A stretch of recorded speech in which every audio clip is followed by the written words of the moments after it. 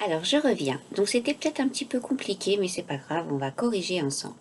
Donc, après avoir lu le texte dont je vous l'ai lu, mais vous pouviez le relire si vous aviez besoin, sur le vapotage, je vous rappelle, c'est les cigarettes électroniques, celles qui sont censées être moins cancérigènes.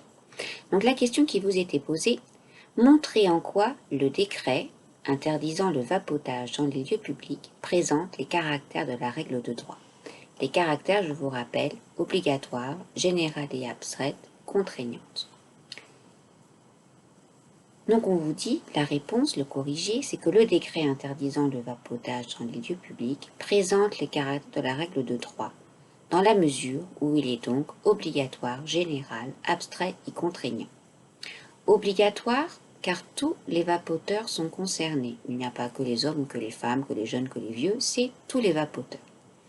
Il est général et abstrait, car le décret évoque les lieux de travail fermés et couverts à usage collectif. On ne dit pas si vous travaillez dans le bureau de la société machin. On ne dit pas voilà telle entreprise ou etc. C'est tous les lieux. Ensuite, il est contraignant puisque les contrevenants s'exposent à une contravention de 150 euros. Donc là, bien sûr, c'est la sanction si jamais vous ne respectez pas la règle.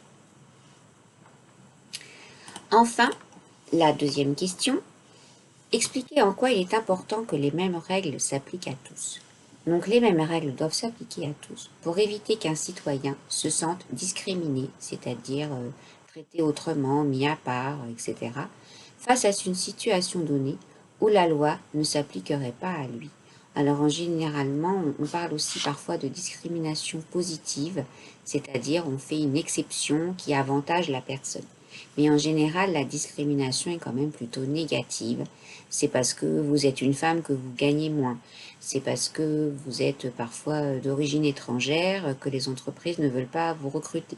Voilà. Donc en fait, c'est la discrimination. Il y en a des positives et des négatives, mais en général, c'est plutôt négatif. Alors, la mission 2, situer un texte dans la hiérarchie des normes. Donc vous avez là une petite vidéo YouTube et puis un petit questionnaire à remplir en ligne. Donc je vous laisse mettre la vidéo en pause, ou peut-être que vous l'avez déjà fait puisque c'était marqué dans Pronote.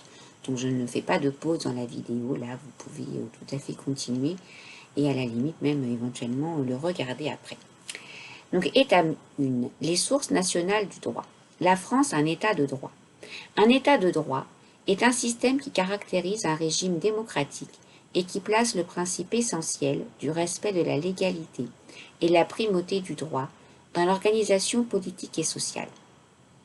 Il est opposable du simple individu à la personne publique.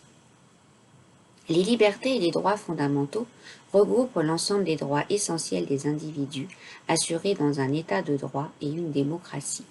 Les libertés fondamentales reposent essentiellement sur l'application des droits fondamentaux de la Constitution du 4 octobre 1958 et du préambule de la Constitution du 27 octobre 1946. Donc c'est un petit peu ardu, je sais, tout ce qui est droit, je vous ai dit, c'est un petit peu plus complexe, c'est beaucoup moins concret que ce que nous avons fait avant avec les agents économiques. Mais bon, c'est vraiment très très important.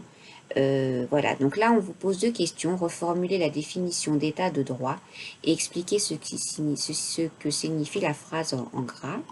Voilà, donc je mets en pause, je vous laisse un peu travailler et je vous retrouve pour la dernière partie. Vous êtes presque arrivé au bout des vidéos, vous avez été très courageux. Donc voilà, je mets une petite pause.